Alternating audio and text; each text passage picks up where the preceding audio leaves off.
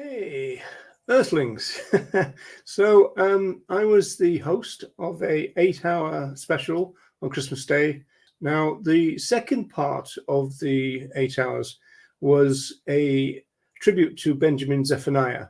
I'd arranged to show a clip of Benjamin on the Russell Howard show. It's really good, where we talk about being a troublemaker and, talking about anarchy and change and all this kind of stuff.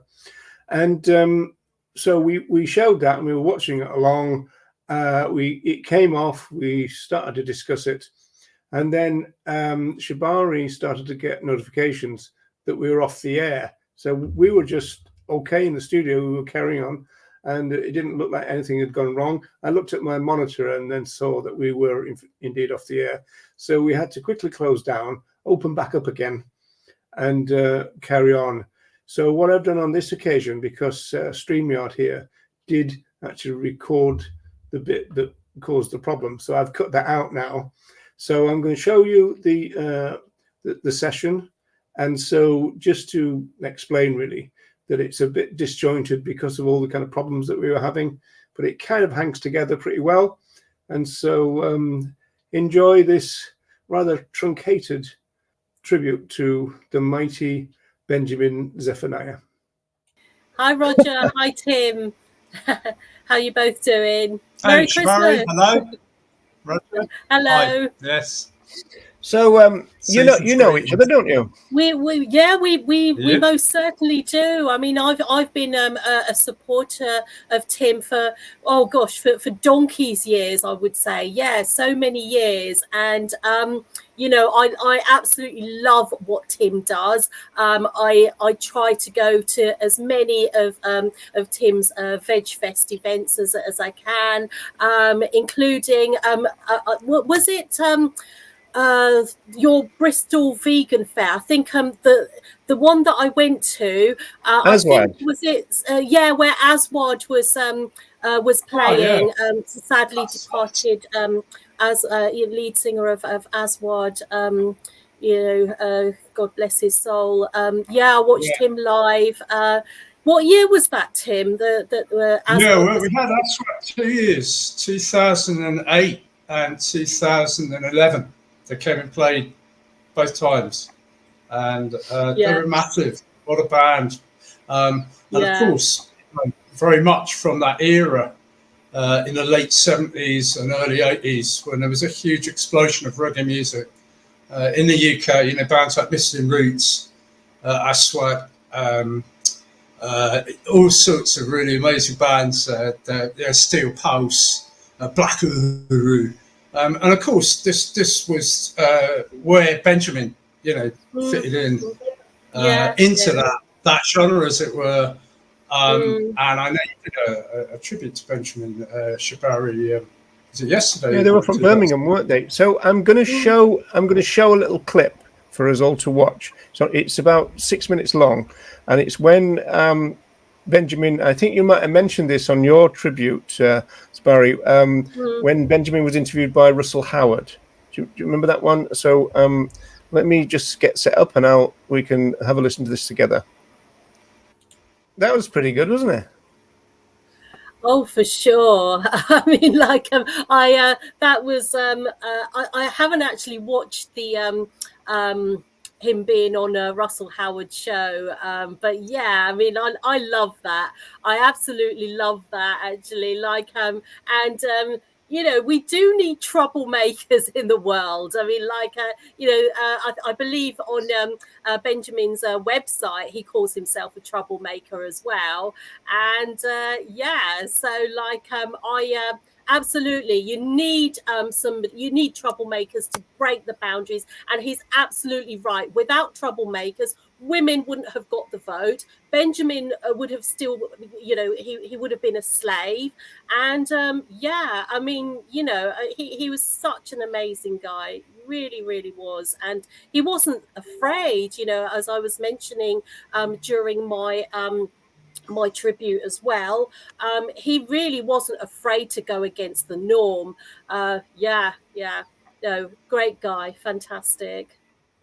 Yeah, that was a real shame. I was just saying that about the interview with Russell Howard. I mean, yeah, he's I quite like Russell Howard as a comedian, yeah, I mean, I loved Benjamin's personality there. I mean, like, it really sort of came across, and yeah, I mean, like, as I was saying, that we need Benjamin's absolutely right. We need troublemakers. You know, without troublemakers, we wouldn't get the right to vote. You know, women wouldn't have got the right to vote, and Benjamin would still be a slave, which is what he was saying during his interview with Russell Howard. Yeah, I mean, like, and the interesting thing, if you talk about abolitionists like the suffragettes, they were opposed by the suffragists, and obviously you had these anti-slavery abolitionists, and then there was a moderate version of that as well. So it's very kind of relevant to movements, isn't it? You know, this you need troublemakers, but you know, you often get a bit of pushback from even within the movement that you're going too far and all that. And then there's that really interesting history revisionism where people were doing outrageous things, and then 50 years later they tended to be recast as heroes and everything then, aren't they? So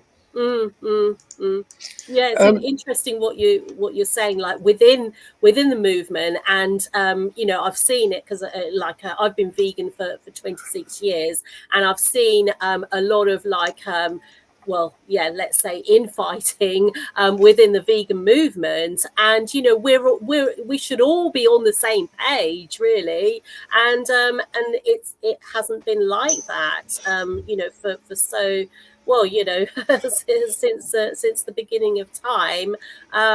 Yeah, you know, I suppose veganism isn't any different from any of these other movements as well, but really, like, you know, what Benjamin wanted is he wanted unity. He wanted peace in this world. He wanted to, you know, he wasn't afraid of going against the norm. He wanted to break barriers, break boundaries, and you know, he did that so well through his presence, through his poetry. Yeah, really amazing guy. Yeah. Tim, you, I mean, like, he's been at VegFest couple of times, hasn't he?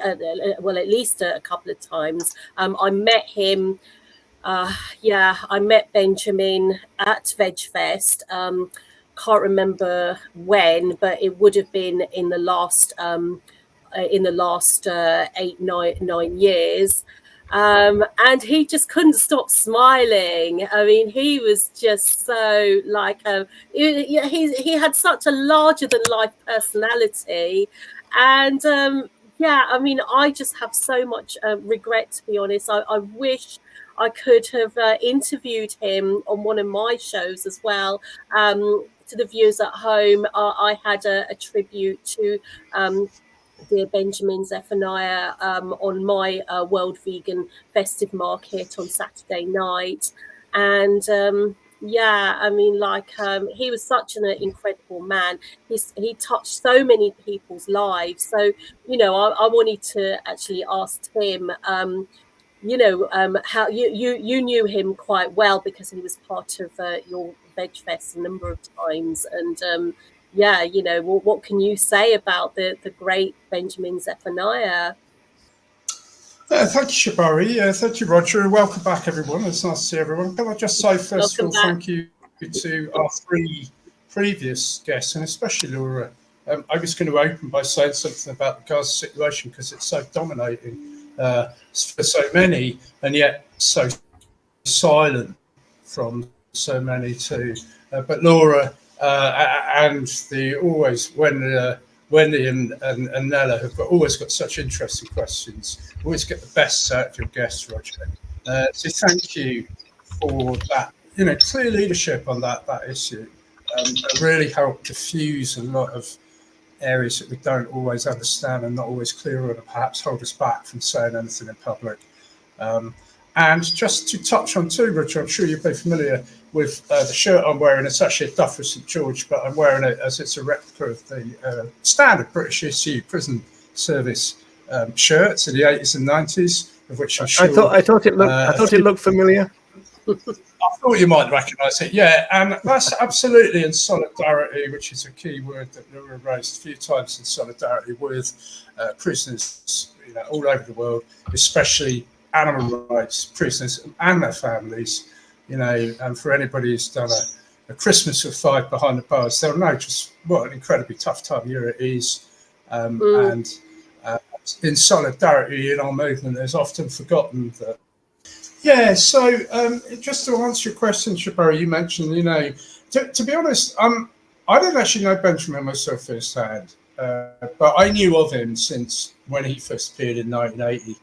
And when we go back to that time, as you know, it's a time of real racial divide. We had Thatcher just been in power for a year. There was a devastation in our country already appearing, and the Benjamin represented that troublemaker. He was so articulate, but he was underground. And, for young, especially white, disaffected youth like myself, and I was just about 17 then, Benjamin Zephaniah was an incredibly powerful, attractive individual whose work crossed over those divides. And I really aspired to Benjamin as a youth. I just thought it was incredible, particularly because he was underground, and he stayed underground. He never he was never a commercial, and he was a poet too. And it's just so cool. How cool is that? And Benjamin Zephaniah, and I think of Benjamin, before I think of Benjamin as a vegan and what he's done for our vegan community, I think of what he did for the anti-racism movement in the early 80s. And how he inspired so many of us to really respect and engage with Black culture and really, really identify with, how cool it was, how rebellious, how radical, but also peaceful.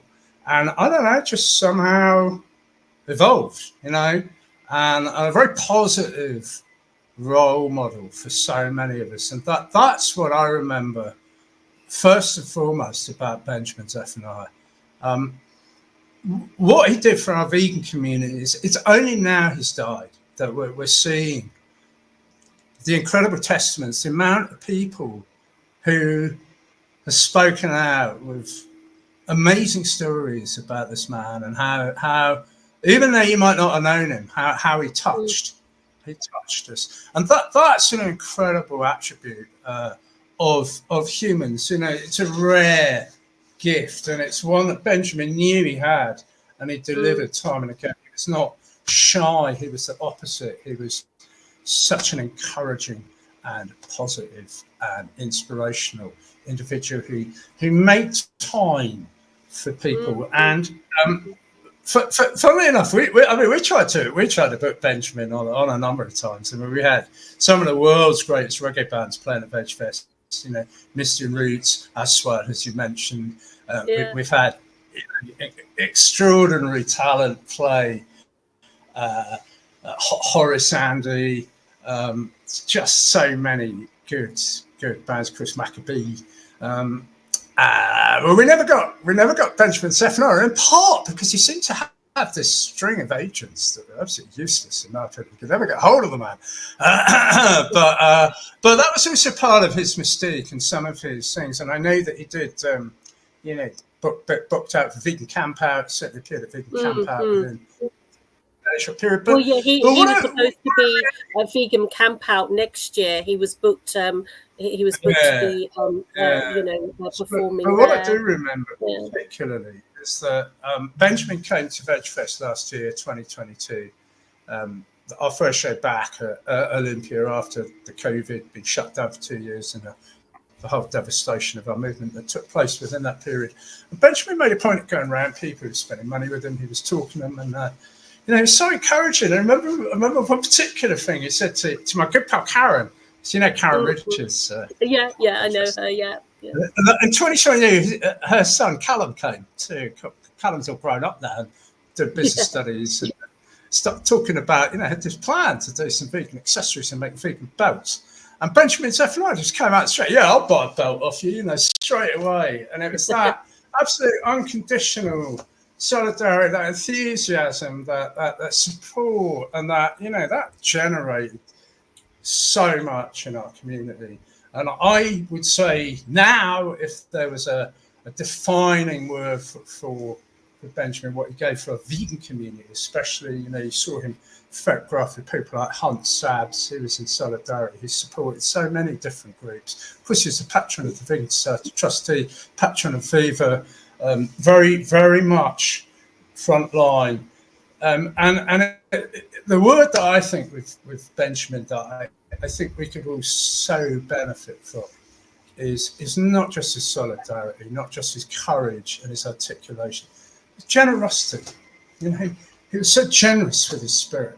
It's just such so much generosity, so much goodness came out of Benjamin. And of course, he wrote a book of poetry about solidarity with Palestine 40 odd years ago. He was at the forefront of solidarity for Palestine in our movement. And it hasn't escaped that I noted that he was diagnosed with a brain tumor pretty much around the same time. Early October. It was that recent. And that of course, at the time, all of the occurrences in early October that have made such an impact. So for me, Benjamin Zephaniah epitomised the best of our community, and it's a huge loss. And I know that some of my friends did know Benjamin really well. I mentioned Karen Richards. I know Karen was absolutely just devastated, so devastated. It still is. And, what Benjamin did for Karen, and, there's so many stories. And I thank you, Shabari, for taking trouble to articulate some of them in your thing. It's very valuable that within our communities, we recognise the achievements and we honour those that have participated in the growth of our movement, and I'm in awe. I'm in awe of Benjamin Zephaniah, and I'm deeply grateful that his presence. You need a banner at the front of VegFest London next year saying "Welcome all troublemakers." Troublemaker, welcome to troublemakers. Well, it's the troublemakers that change the world, and this is what Benjamin, in particular, he, as I was saying earlier, he wasn't afraid to go against the norm. This man from Birmingham, he challenged the norm. He wasn't afraid to speak his mind, and I just don't feel that we're ever going to have somebody like Benjamin ever again. I remember actually reading, and the thing is, he was so down to earth as well. Actually, he wasn't afraid of just going to your local chippy. So having this fame didn't actually go to his head. He would he would speak to us, like a mere mortals. And and I remember actually reading, I think it was in the Viva magazine, that he would go to his local chippy or to a chippy, and he would ask them. He was very clever, you see. He would ask them. I tell you what I do like is I like. I would, because obviously when you go to a chippy, you don't want cross contamination. But the way that he did it was that he would go into a chippy and he would ask. He would say to the owner, "I tell you what I do like. I like it to be fried in chicken. He likes the yeah, well, he said he liked the taste of that, but he was making sure that they cooked everything separately. And you know, if they said, oh no, we cook everything separately, he would then buy it. If they said, okay, it's cooked with everything else, he wouldn't buy it. So he was very clever that way. Actually, I was yeah, it's funny that I remembered about reading about this I'm pretty sure it was in Viva magazine, and the fact that he went into a local chippy shows how normal he was. Yeah. So I got a question for both of you. It's interesting, isn't it? You know, you were saying about he was underground, Tim, but also he was obviously mainstream in terms of getting on the media, particularly the BBC, and yet he was very open about his anarchy. That's unusual, isn't it, in mainstream media for people to talk openly about that and almost like be tolerated or not challenged? Well, it paints a broader picture, Roger. I know you'll be familiar. This actually reflects too. It links back to what we're talking about. Why are the groups not supporting Palestinian cause? And you know, at what point do we become? You know, when do we lose our independence? At what point do we, you know, as it were, sell out? When do we become a mainstream, almost like a tool of the mainstream? And Benjamin Zephaniah was unique in that, I wouldn't say unique, but was special in that, yes, he retained that anarchy, that sense of real justice and trust. You trusted Benjamin Zephaniah. You never felt he would ever do or say anything that didn't, you know, absolutely reflect his values. And even if you didn't understand or even agree with some of those values, it didn't matter. You knew that man spoke the truth, you know.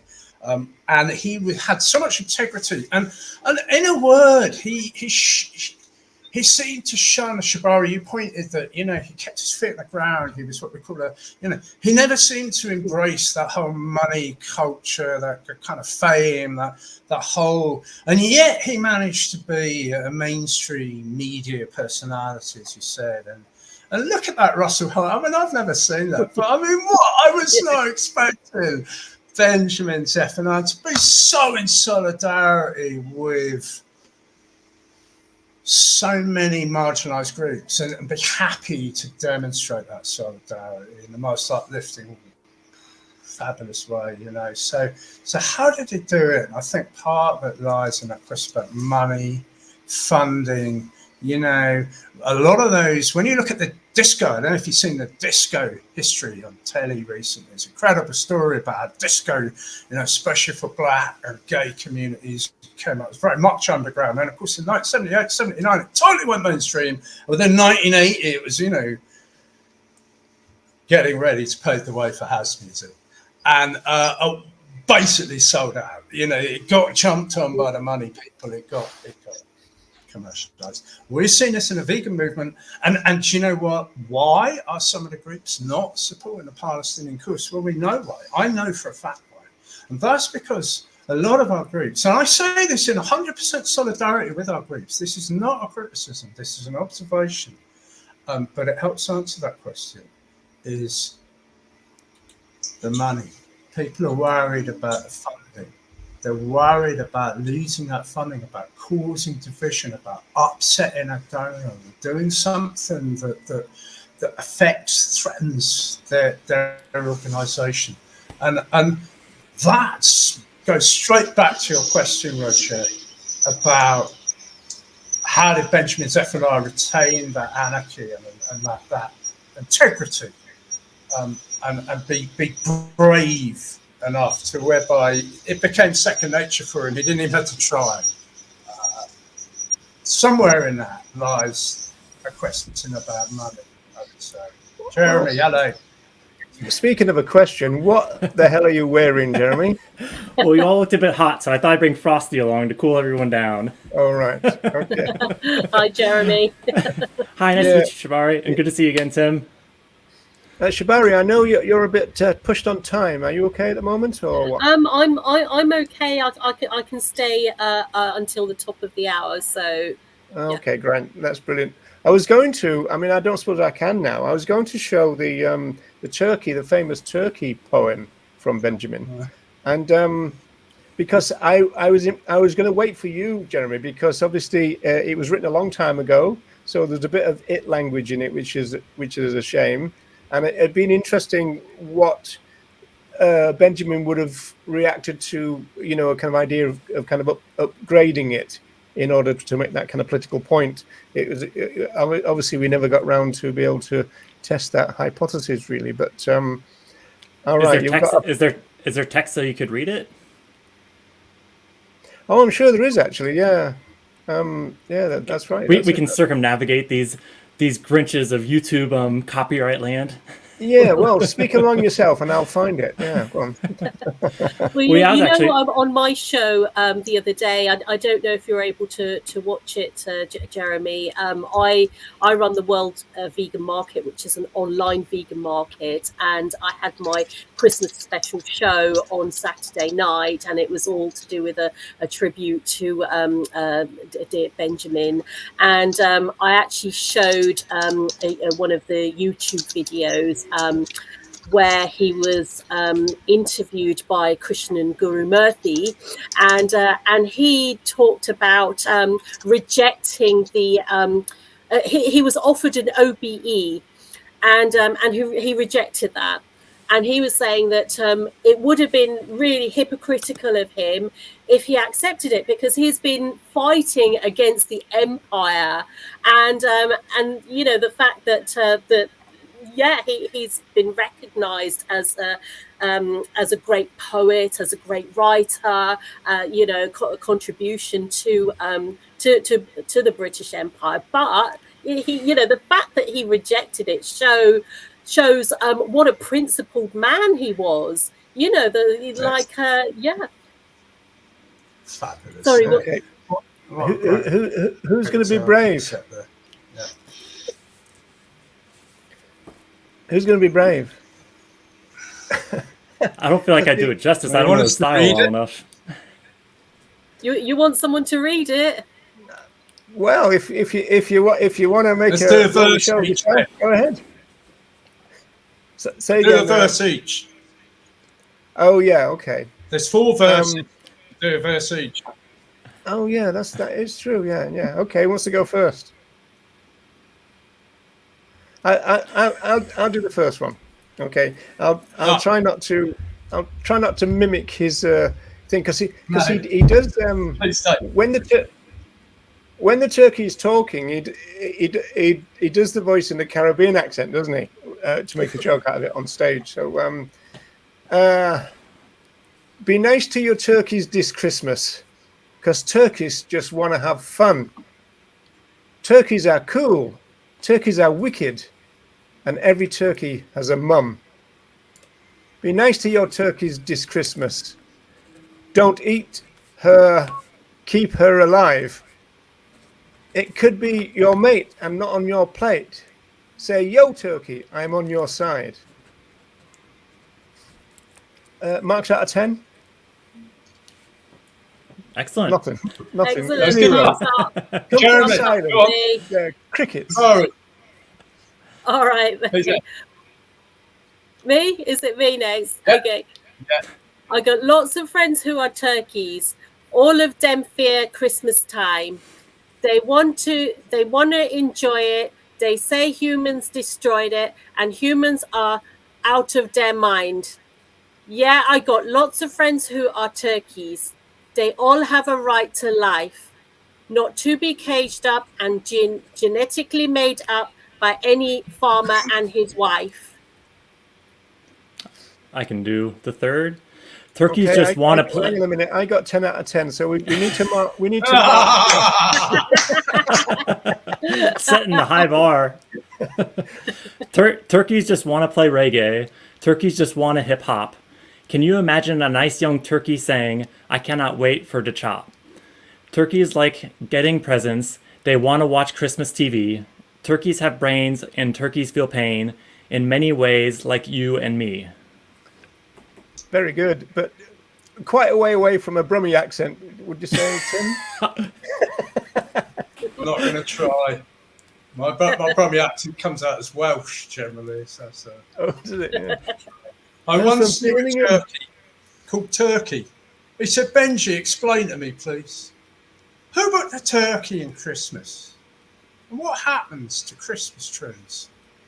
I said, I'm not too sure, Turkey, but it's nothing to do with Christmas. Humans get greedy and waste more than need be. Businessmen make loads of cash. Oh, hang on a minute. Now then, wait a minute. I wonder if there's... Oh, right, no, that is... Oh, no. There's a fifth one. Who wants to take that one? Be nice to your turkey this Christmas. Next line, Shabari. Invite them indoors. Oh gosh, I can't read it. There's some greens. Oh, some greens. Yeah. There's some greens. Yeah. Next one, Jeremy.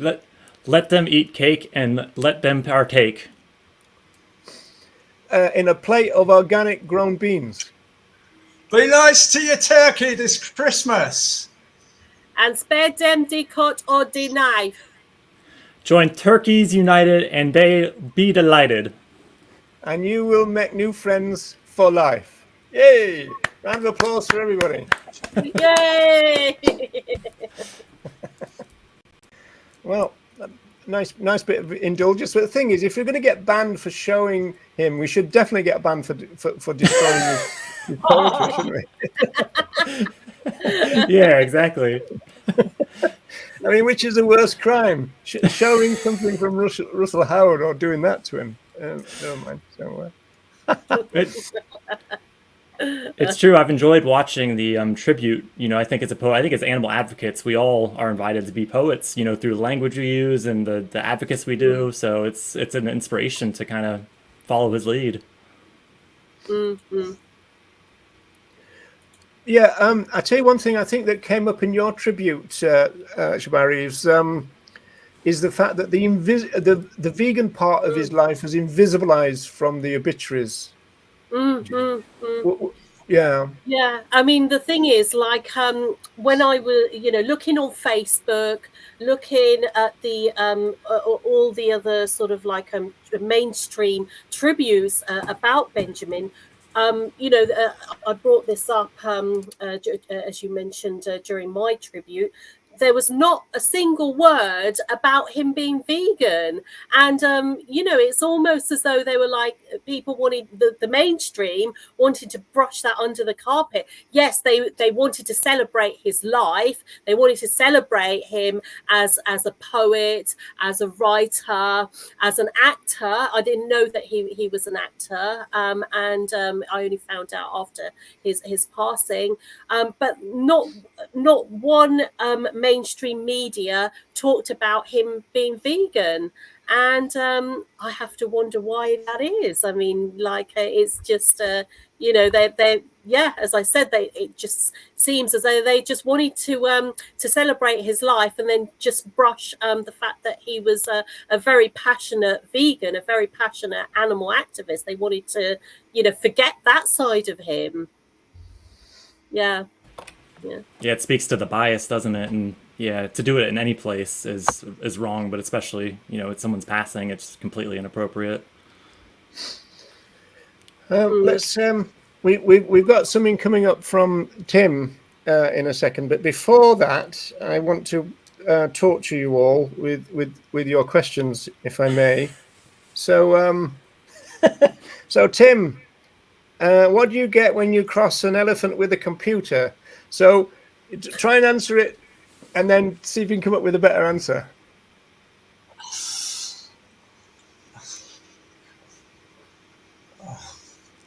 It's too taxing. Would you like the question again, Tim? I'm not sure that'll help. That kind of stuff. Elephant, computer, yeah, be flattened. I reckon you'd have to get a new computer. Well, I'll read the question out again since the answer was so long coming. What do you get when you cross an elephant with a computer? Lots of memory. Obvious, right? Oh dear. Who sent these in? Now these are Beano ones. So Oh, right. The Beano, yeah. fabulous. I've got some Viz ones here, actually, if you want, Roger. oh yeah, I bet you have. Yeah. Never mind. That's only because I was Viz on a bit special for the bar I've been here. So, Some of these are not so good. So Shabari, no, I'm They're not going gonna down, they go downhill, do they? Yeah, We already started at the peak. Unbelievably. I mean, the bar is set pretty low, Jeremy, but it's as high as it gets. There's actually a great one for Benny later on because but it's not vegan. You know, the turkey's in a band because they got the drumsticks. You know, so there's that. That's you can't have that for Benny. Oh. They do vegan drumsticks, don't they? They have all kinds of different. Yeah. I mean, yeah, it's kind of beyond my kind of comprehension. It's not something that kind of speaks to me. But it works for some, I guess. Some people that are watching might know in the comments, but I think they use really creative stuff to kind of mimic these things. Like plant-based. Seitan. It's amazing. I mean, I meant as far as the actual bone. Which is I've seen ones that replicate even that aspect of a drumstick. So it's Shabari. How does Darth Vader enjoy his Christmas cup of tea? Oh gosh, how did Darth Vader? Sorry, what was that again? How did Darth enjoy his Christmas cup of tea? Enjoy his Christmas cup of tea. Okay, so I am a bit of a Star Wars fan, so what can I say? I love it when people take it serious. I know, this level of analysis is setting the... What would he say? Oh, gosh. No, I can't think of anything. Like, yeah. You got to answer like... you know.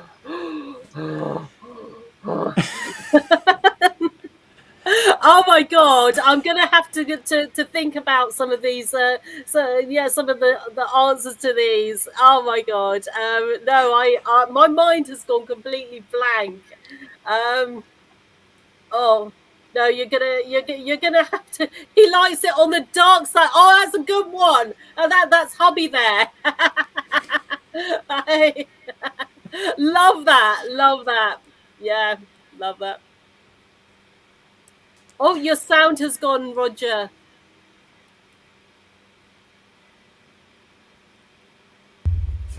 Oh, I touched my mic. I said, I bet you were kicking yourself for not getting that. I am. I'm really kicking myself. It's like, oh God, I should know that. Oh, this is quite good. Jeremy, what do you get if you happen to eat your Christmas decorations? Tinselria? Close. That's close. Who wrote these? Oh my gosh. It's tinselitis, of course. Oh, I feel like I could be friends with whoever wrote these jokes, which is a scary prospect. I know you're kind of like that, aren't you? On the same level, yeah. It wasn't possible to set the bar any lower, but Jeremy, you actually achieved to take the bar even lower. Well done, yeah. And Roger said, Jeremy's the first one to come up with an answer which is worse than the terrible answer that you get.